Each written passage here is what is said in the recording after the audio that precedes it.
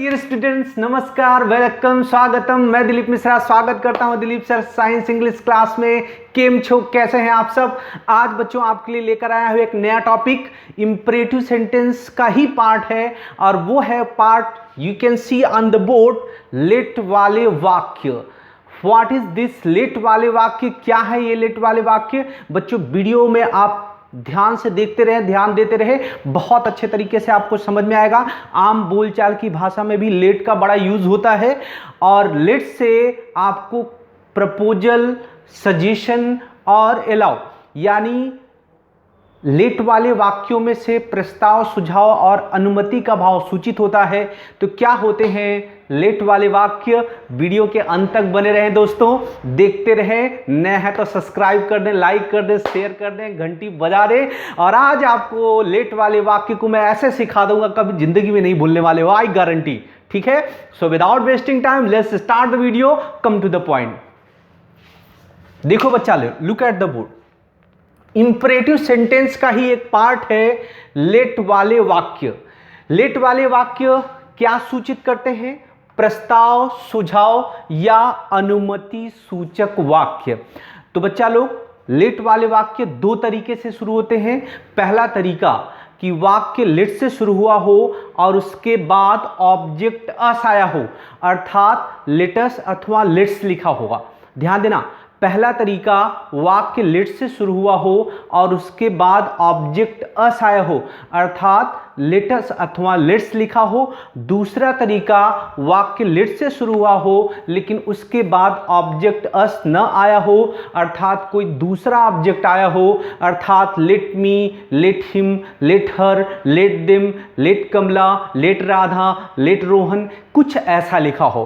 तो दोनों तरह के वाक्यों को किस तरह से हम इनडायरेक्ट स्पीच में टर्न करेंगे, बहुत ही इजी रूल्स है। अगर आप थोड़ा सा एग्जांपल्स पे ध्यान देंगे बहुत अच्छे से आपको समझने वाले हैं। तो चले देखते हैं रूल्स को, then we will do with examples.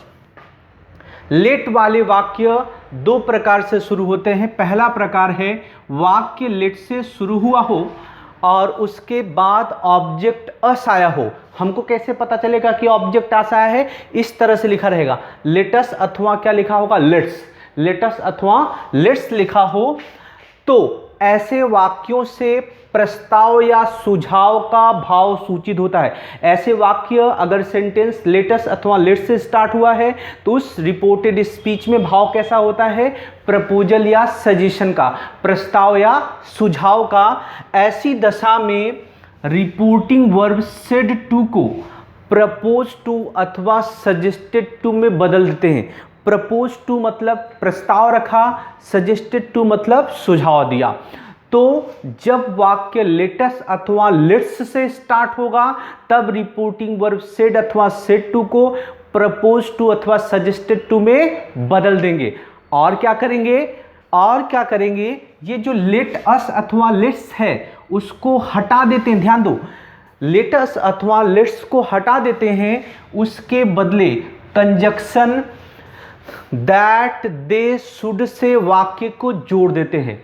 ध्यान देना बच्चा लोग, लेटस अथवा लेट्स को हटा देते हैं, उसके बदले कंजक्शन आता है दैट दे शुड। ठीक है, ये बात को हम एग्जाम्पल से अच्छे से समझने का प्रयास करेंगे। ध्यान दे, देखो एक एग्जाम्पल लिखा है, Ramesh said to Suresh let us go for a walk. Ramesh said to Suresh let us go for a walk. Ramesh ने सुरेश से कहा चलो टहल आते हैं, चलो टहलने चलते हैं। ठीक है, रमेश ने सुरेश से कहा late us go for a walk, चलो टहलने चलते हैं, चलो घूमने चलते हैं। तो यहां पर क्या शो हो रहा है? रमेश सुरेश के सामने प्रपोजल रख रहा है, प्रस्ताव रख रहा है कि चलो घूम लेते हैं। समझ में आ रही बात बच्चा? अब जब हमको पता चल गया कि वाक्य लेट से शुरू हुआ है और उसके बाद ऑब्जेक्ट यहां अस भी आया है, तो लेट का पहला टाइप वाला ये वाक्य है कि वाक्य लेट से स्टार्ट हुआ हो और उसके बाद ऑब्जेक्ट अस आया हो, अर्थात लेट्स लिखा हो। तब हम क्या करते हैं, तब हम रिपोर्टिंग वर्ब सेड अथवा सेड टू को बदल देते हैं प्रपोज्ड टू या सजेस्टेड टू में। ध्यान दे, वाक्य लेट से शुरू हुआ हो अर्थात लेटर्स अथवा लेट्स आया हो तो रिपोर्टिंग वर्ब सेड टू को प्रपोज टू अथवा सजेस्टेड टू में बदल देते हैं। तो हमको यहाँ पर लग गया कि यहाँ प्रस्ताव रखा गया है, प्रपोजल रखा गया है। बाय द वे, अगर आप प्रपोज्ड टू की बजाय सजेस्टेड टू भी लग देते हो तो sentence is not going to be wrong, आपका वाक्य गलत नहीं होने वाला है। आप दोनों में से कुछ भी लिख सकते हो, ठीक है, बशर्ते अगर आपको ऐसा लग रहा है, आपको भाव का अंदाजा लग रहा है तो उसके हिसाब से करें, अदरवाइज दोनों में से कुछ भी लिख दें, दैट इज ओके। देखा कि लेटेस्ट अथवा लेट से वाक्य शुरू हुआ है तो सेड टू को किसने बदल दिया, प्रपोज्ड टू में, यानी Ramesh proposed to Suresh, Ramesh proposed to Suresh. Propose तो आपको समझ में आता ही होगा, प्रपोजल मतलब प्रस्ताव रखना, प्रपोज करना, लड़कों को बहुत अच्छे से आता होगा, गर्ल्स को भी आता होगा। क्या प्रपोजल का मीनिंग, और कुछ ना समझे, ठीक है। तो प्रपोज्ड यानी प्रस्ताव रखा, Ramesh propose to Suresh, comma inverted comma हट जाता है तथा लेटस अथवा लेट्स को भी हटा देते हैं। ध्यान देना, ये कॉमा इन्वर्टेड कॉमा हट जाता है, लेटस अथवा लेट्स को भी हटा देते हैं।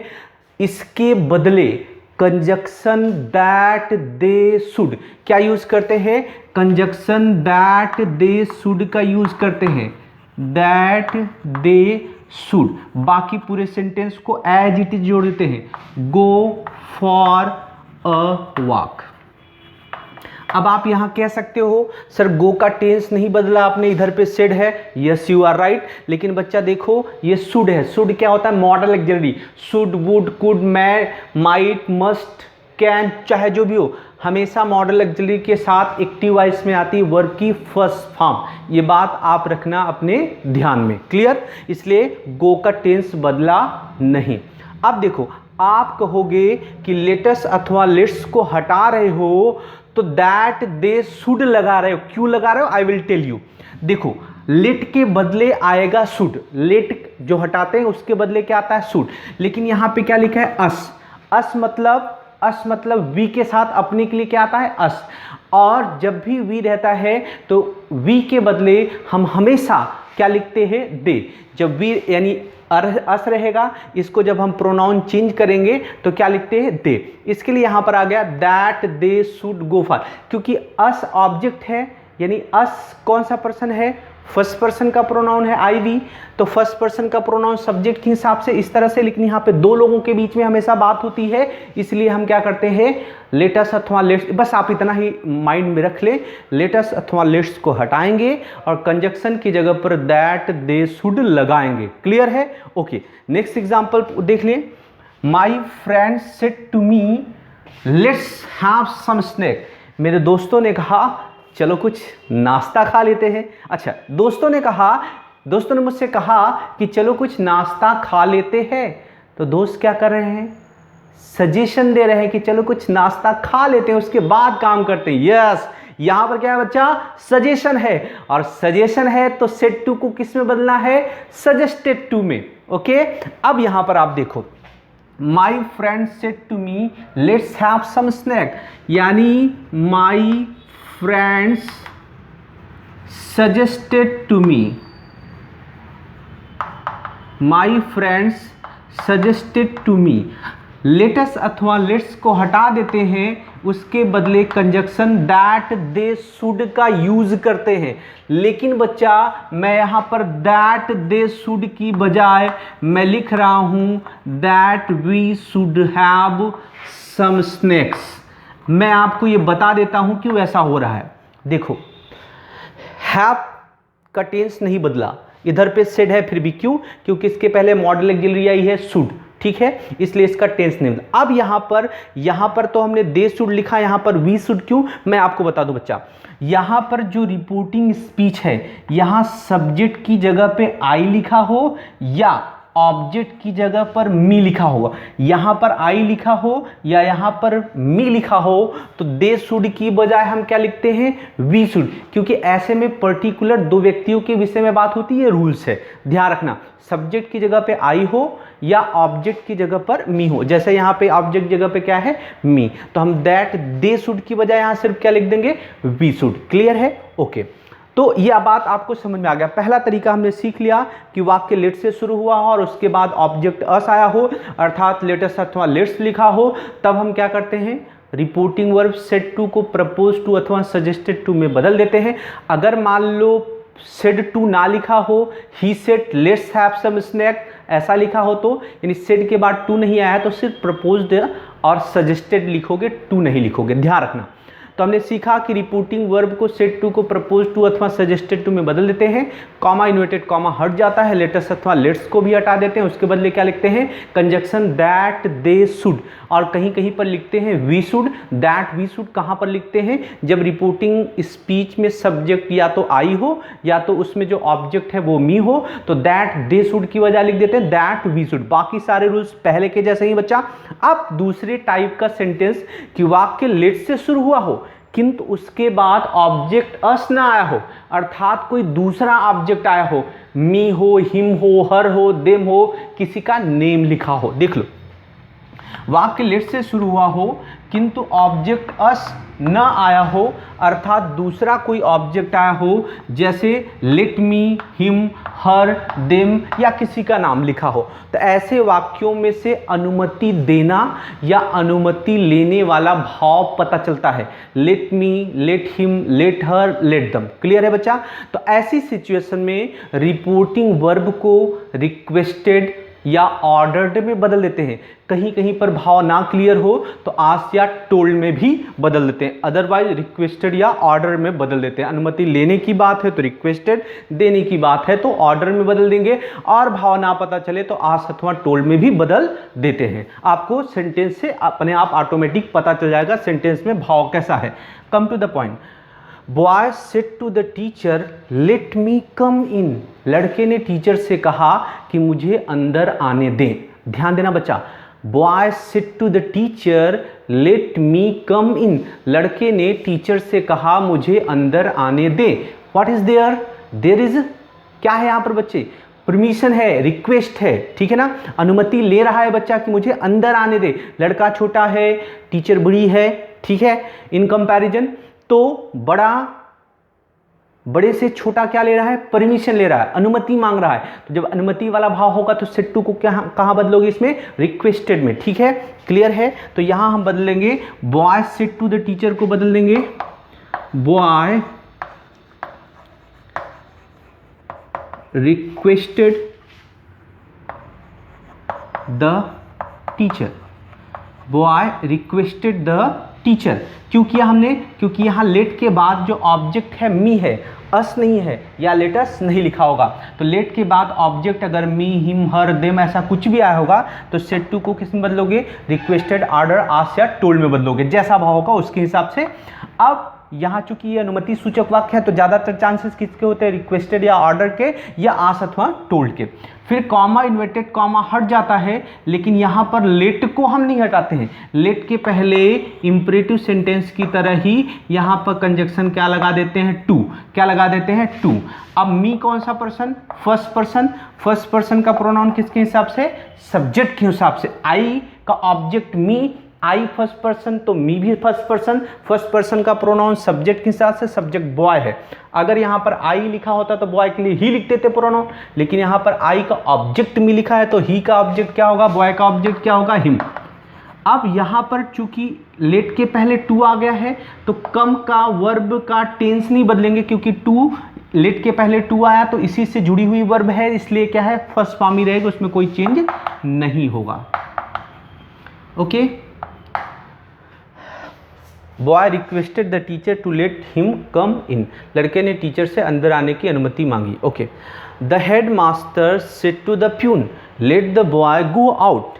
The headmaster said to the peon let the boy go out. Headmaster ने, प्रिंसिपल साहब ने चपरासी को कहा कि लड़के को बाहर जाने दो।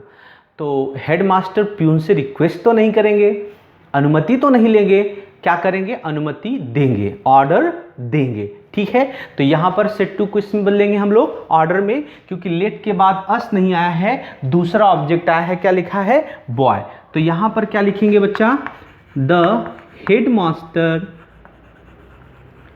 हेडमास्टर सेट टू को किसमें बदलेंगे, यहां पर ऑर्डर्ड में, order the peon, the headmaster order the peon, comma inverted comma हटाएंगे और लेट को नहीं हटाएंगे, इसके पहले कंजक्शन क्या लगाएंगे, to let, the boy third person no change. अब यहाँ चूंकि टू के पहले लेट के पहले टू आया है तो गो भी वर्ब की फर्स्ट फॉर्म ही लिखी जाएगी, इसमें टेंस नहीं बदलेगा। The head masters order the peon to let the boy go out. तो बच्चा यहाँ हमने देख लिया कि अगर वाक्य लेट से शुरू हुआ है तो लेट वाले वाक्य दो तरीके से हैं। पहला तरीका कि वाक्य लेट से शुरू हुआ हो और उसके बाद ऑब्जेक्ट अस आया हो, अर्थात लेटस अथवा लेट्स लिखा हो, तब क्या करेंगे, सेट टू को प्रपोज टू अथवा सजेस्टेड टू में बदलेंगे, लेटस अथवा लेट्स को हटा देंगे, कंजक्शन दैट दे शुड का यूज करेंगे, बाकी कोई चेंज नहीं होगा, बाकी सारे चेंज एसर्टिव की तरह रहेंगे। दूसरे तरह का सेंटेंस पढ़ा कि वाक्य लेट से शुरू हुआ हो और उसमें ऑब्जेक्ट अस ना आया हो, तो क्या हुआ हो, मी हिम हर देम लिखा हो, तो सेट टू को रिक्वेस्टेड ऑर्डर आस्क या टूल में बदल देते हैं, लेट को नहीं हटाते हैं, कंजक्शन TO2 से वाक्य को जोड़ देते हैं, बाकी सभी परिवर्तन पहले के नियमों के जैसे ही रहते हैं बच्चा। तो आई होप आप सबको ये बात बहुत अच्छे से तरह समझ में आई होगी। अगर आपको कुछ क्वेरीज है और भी एग्जांपल्स आप इसके देखना चाहते हैं तो I will bring in next video if you ask. Okay, thank you for watching the video till then, bye bye, see you next video.